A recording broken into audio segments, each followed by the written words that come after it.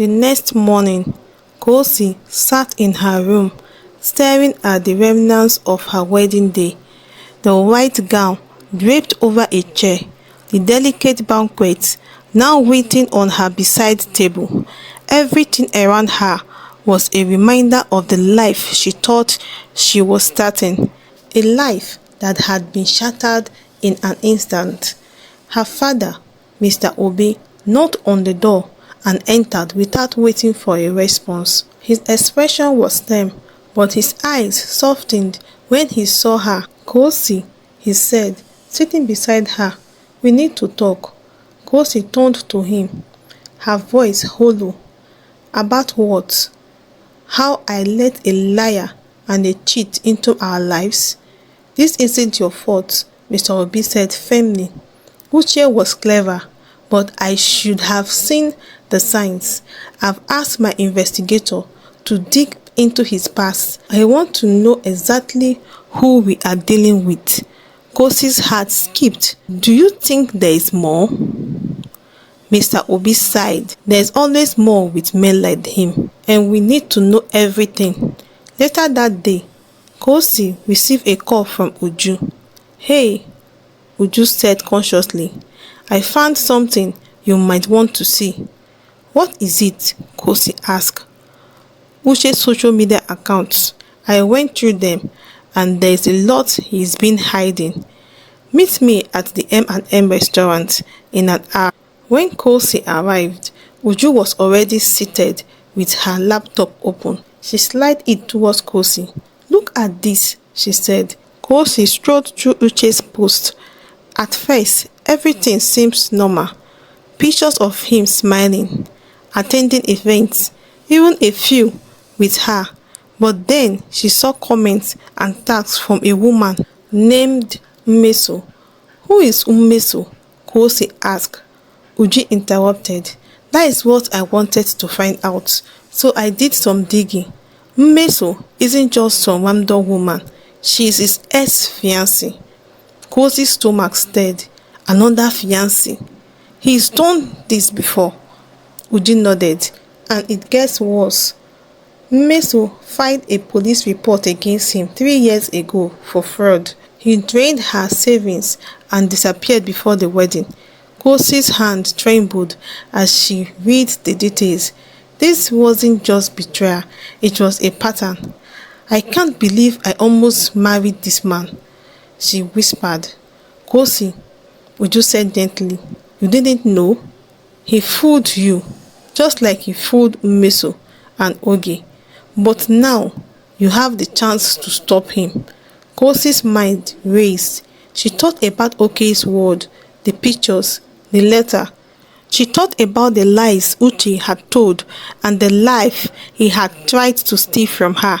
She couldn't let him get away with it. The next day, Mr. Obi's investigator came back with a thick folder. "It's worse than we thought," he said, placing it on the table. Kosi opened it and saw documents, photos, and records of Uche's past. Multiple fake names, debts he had run from, and a long list of women he had conned. "He's been doing this for years," the investigator said, "targeting wealthy families, using charms to get close, and then disappearing with whatever he could get." Kosi's hand clenched into fist. "Not this time," she said, her voice steady. "He's not getting away with it again." Mr. Obi nodded. "I've already contacted the authorities, but if you want to confront him, we will make sure you are safe." Kosi hesitated. Part of her wanted to let the law handle it, but another part of her wanted answers. She needed to face Uche one last time.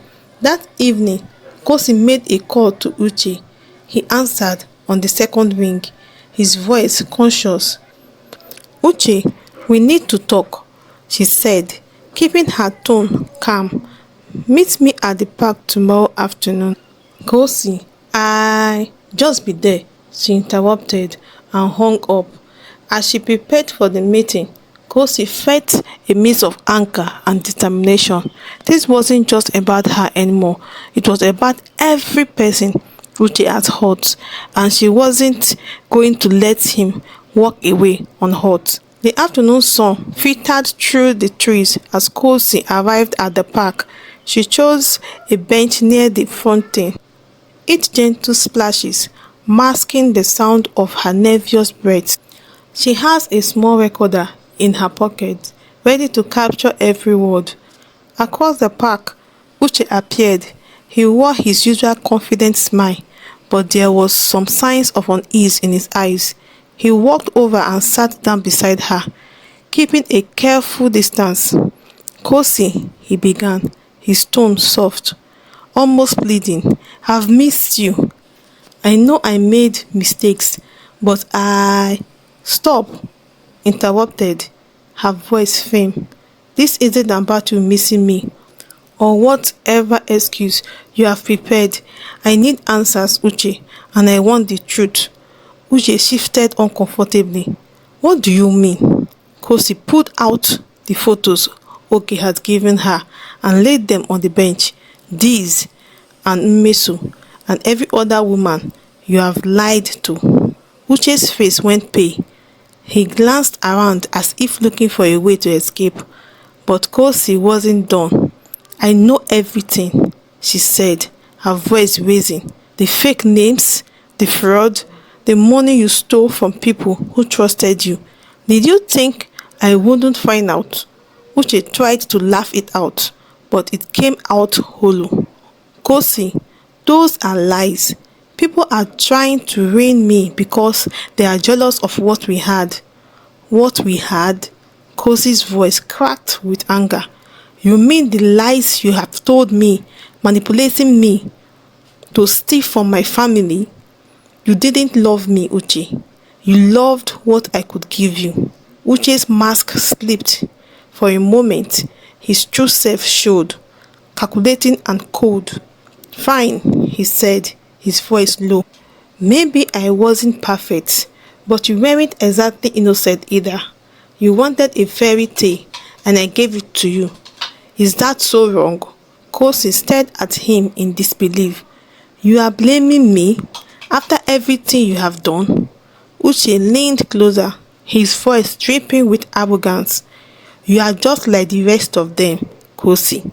You think you are better than everyone because of your money, but without it, you are nothing. Kosi's heart raised, but she refused to back down. She put out the folder her father's investigator has given her and tossed it onto his lap. This says otherwise. Fraud, thief, deception is all here, and the authorities will see it too. Uche's confidence wavered. He glanced at the document, then back at Kosi. You wounded, he said, his tone desperate.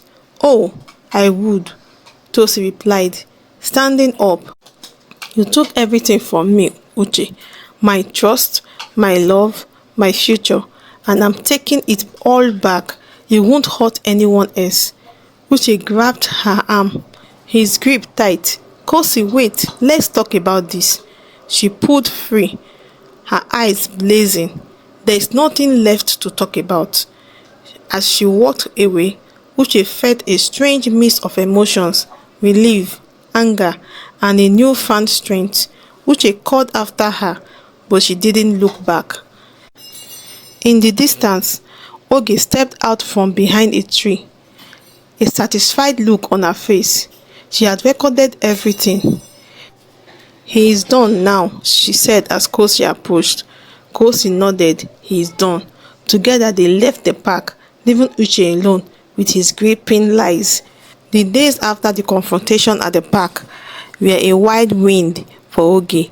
The evidence her father's investigator has gathered was enough to initiate legal actions against Uche, as Kosi tried to pick up the pieces of her shattered life. She found solace in the unlikeliest place, Oge. One morning, Kosi sat at her favorite restaurant, taking a soft drink. Oge walked in, hesitant but determined, and approached her table. Mind if I join you? Oge asked softly. Kosi looked up, surprised. For a moment, she considered saying no. Oge's presence was a reminder of everything that had gone wrong.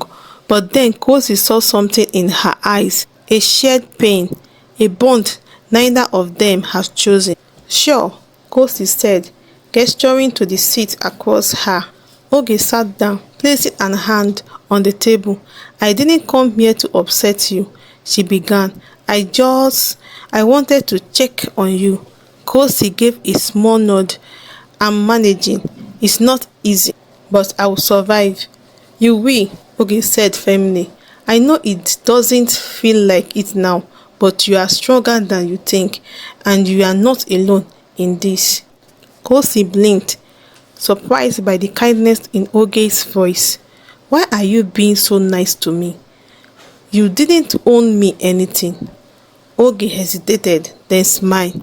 Because I know what it's like to feel like the ground has been pulled out from under you.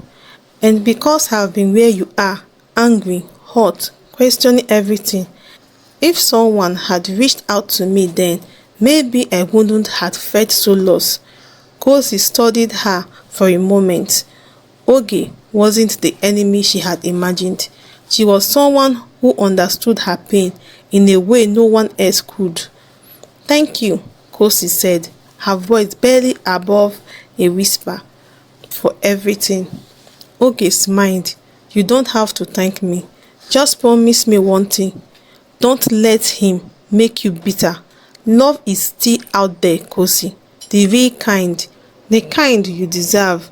The words hit Kosi harder than she expected. She had not thought about love since the wedding disaster. But as Oge spoke, something stirred inside her. A glimmer of hope she had not felt in weeks. As they talked, Kosi learned more about Oge's life. She discovered that Oge was an artist, her world filled with colors and creativity. Oge shared stories about how painting had helped her heal after Uche's betrayal, and she even invited Kosi to visit her studio. I think you will like it, Oge said, her eyes lighting up. It's my sanctuary. Maybe it could be yours too, even if just for a little while. Kosi hesitated, but finally agreed. Okay, I would like that. The following weekend, Kosi visited Oge's studio. The space was alive with color. Designs leaned against every wall. The scent of paint and turpentine stain filled the air, and the sunlight streaming through the large windows made everything feel warm and inviting. This is amazing, Kosi said, walking around the room. Oge laughed. It's a bit chaotic, but it's a home. As Kosi admired a painting of a sunrise, Oge handed her a blank canvas and a brush. Yeah, she said, paint something, anything. Don't think too much about it, just let it flow. Kosi hesitated, but Oge's encouragement was infectious. She dipped the brush into a pot of soft blue paint and began to move it across the canvas. At first, her strokes were tentative, but soon she found herself lost in the rhyme. For the first time in weeks, Kosi felt a sense of peace. You are so natural, Oge said, watching her with a smile. Kosi laughed. I don't know about that, but this feels good. As they spent the day painting and talking, Kosi felt her heart begin to heal. Oge's friendship was unexpected, but it was exactly what she needed. And though she wasn't ready to think about love just yet, she couldn't deny that Oge's words had planted a seed of hope. Somewhere out there, maybe there was someone who would love her for who she was, not for what she had. For the first time, Kosi began to believe in the possibility of a new beginning. Watch out for part 3.